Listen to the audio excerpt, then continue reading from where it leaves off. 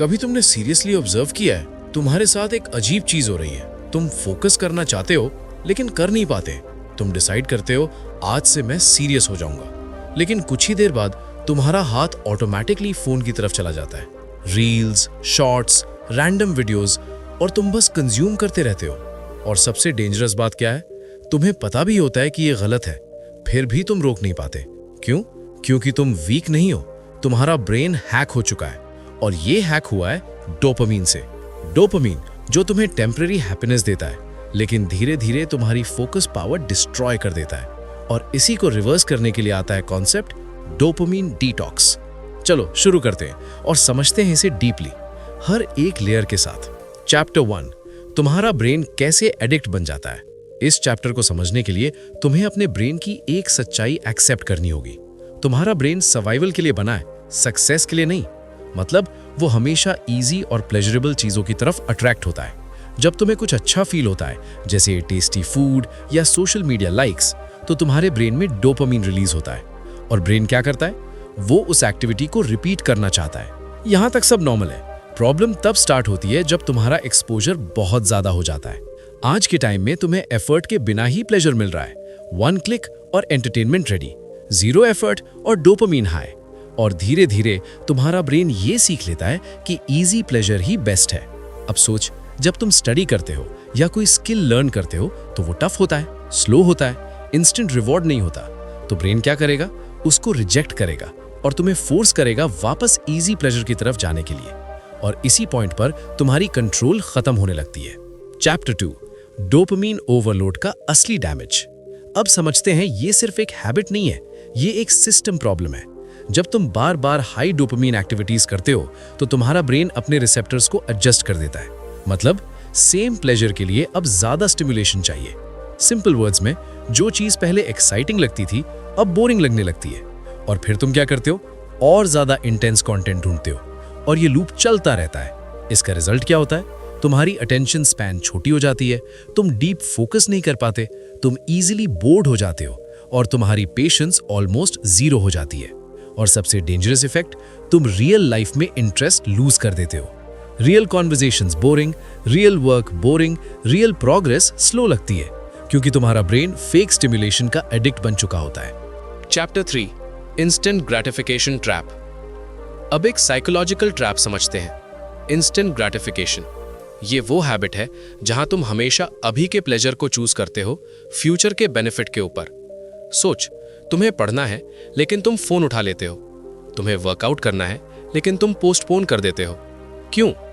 क्योंकि ब्रेन कहता है अभी इजी ऑप्शन चूज करो, और तुम हर बार यही करते हो। प्रॉब्लम ये नहीं है कि तुम एक बार डिस्ट्रैक्ट हुए, प्रॉब्लम ये है कि तुमने इसे हैबिट बना लिया।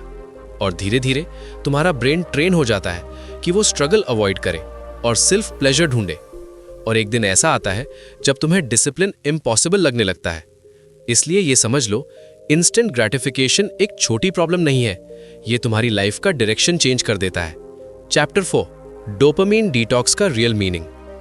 अब सबसे इंपॉर्टेंट बात, डोपामीन डिटॉक्स का मतलब क्या है? क्या तुम्हें कंप्लीटली डोपामीन हटा देना है?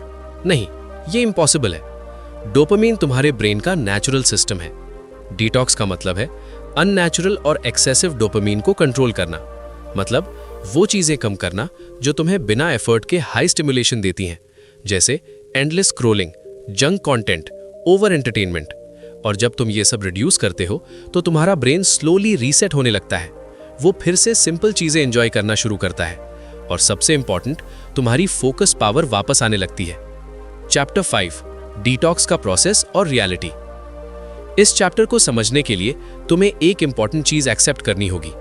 चेंज कभी भी कंफर्टेबल नहीं होता, और डोपामीन डिटॉक्स तो बिल्कुल भी इजी प्रोसेस नहीं है। जब तुम डिसाइड करते हो कि तुम अपने डिस्ट्रैक्शंस बंद करोगे, तो एक्चुअली तुम अपने ब्रेन के अगेंस्ट जा रहे होते हो। और ब्रेन क्या करेगा? वो रेजिस्ट करेगा। शुरू के कुछ घंटे या दिन तुम्हें अजीब सा फील होगा, जैसे कुछ मिसिंग है, जैसे तुम्हें कुछ करना चाहिए लेकिन समझ नहीं आ रहा क्या। ये फीलिंग क्या है? ये विड्रॉल है, बिल्कुल वैसे ही जैसे किसी एडिक्टेड इंसान को होता है। तुम्हारा ब्रेन जो रोज हाई स्टिमुलेशन का आदत बना चुका है, वो सडनली उससे वंचित हो जाता है। और फिर वो सिग्नल भेजता है, फोन उठाओ, कुछ देख लो, थोड़ा स्क्रॉल कर लो। और यही वो मोमेंट होता है जहां तुम्हारी असली टेस्ट होती है। ज्यादातर लोग यहीं फेल हो जाते हैं क्योंकि वो इस डिस्कम्फर्ट को समझते नहीं। वो सोचते हैं शायद डिटॉक्स मेरे लिए नहीं है, लेकिन सच क्या है?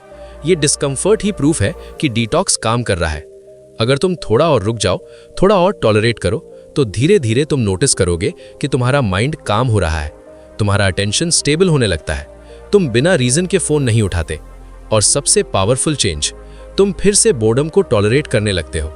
और यहीं से रियल ग्रोथ स्टार्ट होती है, क्योंकि जब तुम बोर्डम में भागने की जगह रुकते हो, तब तुम सोचते हो, रिफ्लेक्ट करते हो और अपने लाइफ के बारे में क्लैरिटी पाते हो। इसलिए याद रखना, डिटॉक्स का प्रोसेस पेनफुल लगता है, लेकिन वही पेन तुम्हें फ्री करता है। Chapter 6, replace not just remove. अब एक बहुत बड़ी मिस्टेक समझते हैं जो ऑलमोस्ट हर इंसान करता है। वो डिस्ट्रैक्शंस को रिमूव तो करता है, लेकिन उनकी जगह कुछ मीनिंगफुल ऐड नहीं करता। और फिर क्या होता है? वो खुद को एम्प्टी फील करता है। सोच, तुमने सोशल मीडिया बंद कर दिया, गेमिंग बंद कर दी, रैंडम कंटेंट बंद कर दिया। अब तुम्हारे पास एक्स्ट्रा टाइम है, लेकिन तुम्हें पता ही नहीं कि इस टाइम का क्या करना है। और यही वो डेंजरस पॉइंट है जहां तुम्हारा ब्रेन फिर से तुम्हें पुश करता है, वापस चलो वही इजी चीजों पर। और अगर तुम प्रिपेयर्ड नहीं हो तो तुम वापस उसी लूप में चले जाते हो। इसलिए डिटॉक्स का गोल्डन रूल है, सिर्फ रिमूव मत करो, रिप्लेस करो। मतलब कॉन्शियसली डिसाइड करो कि तुम क्या ऐड करोगे। जैसे अगर तुम स्क्रॉलिंग बंद कर रहे हो तो उस टाइम में रीडिंग स्टार्ट करो। अगर तुम रैंडम वीडियोस हटा रहे हो तो लर्निंग वीडियोस या स्किल प्रैक्टिस ऐड करो। अगर तुम फोन यूज कम कर रहे हो तो वॉक, राइटिंग या थिंकिंग का टाइम ऐड करो। यहां एक डीप बात समझ लो, तुम्हारा ब्रेन एम्प्टी स्पेस को टॉलरेट नहीं करता। अगर तुम उसे डायरेक्शन नहीं दोगे तो वो ऑटोमेटिकली इजीएस्ट पाथ चूज करेगा, और वो है डिस्ट्रैक्शन। इसलिए तुम्हें प्रोएक्टिव बनना पड़ेगा।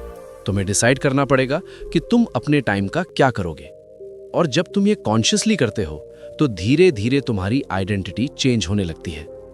तुम वो इंसान बन जाते हो जो सिर्फ कंज्यूम नहीं करता, क्रिएट करता है, सीखता है, ग्रो करता है। Chapter 7, discipline is the real power.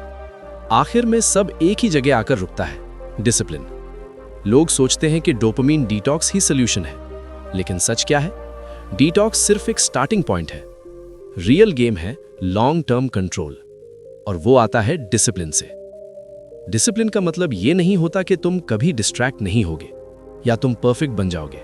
नहीं, डिसिप्लिन का मतलब होता है तुम हर बार वापस आते हो। हर बार जब तुम डिस्ट्रैक्ट होते हो, तुम नोटिस करते हो और कॉन्शियसली डिसीजन लेते हो वापस काम पर आने का। यहां एक पावरफुल चीज समझ लो, तुम्हारी लाइफ एक एक डिसीजन से बनती है। हर बार जब तुम फोन चूज करते हो, तुम एक टाइप का इंसान बन रहे हो, और हर बार जब तुम फोकस चूज करते हो, तुम एक अलग इंसान बन रहे हो। धीरे धीरे ये स्मॉल डिसीजंस मिलकर तुम्हारी आइडेंटिटी क्रिएट करते हैं, और जब आइडेंटिटी चेंज हो जाती है तो हैबिट्स ऑटोमेटिकली चेंज हो जाती हैं। तब तुम्हें फोर्स नहीं करना पड़ता, फोकस नेचुरल हो जाता है। इसलिए गोल ये नहीं होना चाहिए कि मैं डिस्ट्रैक्शन अवॉइड करूंगा। गोल ये होना चाहिए कि मैं डिसिप्लिन्ड इंसान बनूंगा। और जब तुम ये माइंडसेट ले आते हो तो तुम सिर्फ डोपामिन डिटॉक्स नहीं करते, तुम अपनी पूरी लाइफ अपग्रेड कर देते हो। अगर इस पूरी बुक को एक लाइन में समझो तो बात सिंपल है, तुम्हारा ब्रेन तुम्हें कंट्रोल कर रहा है या तुम अपने ब्रेन को कंट्रोल कर रहे हो।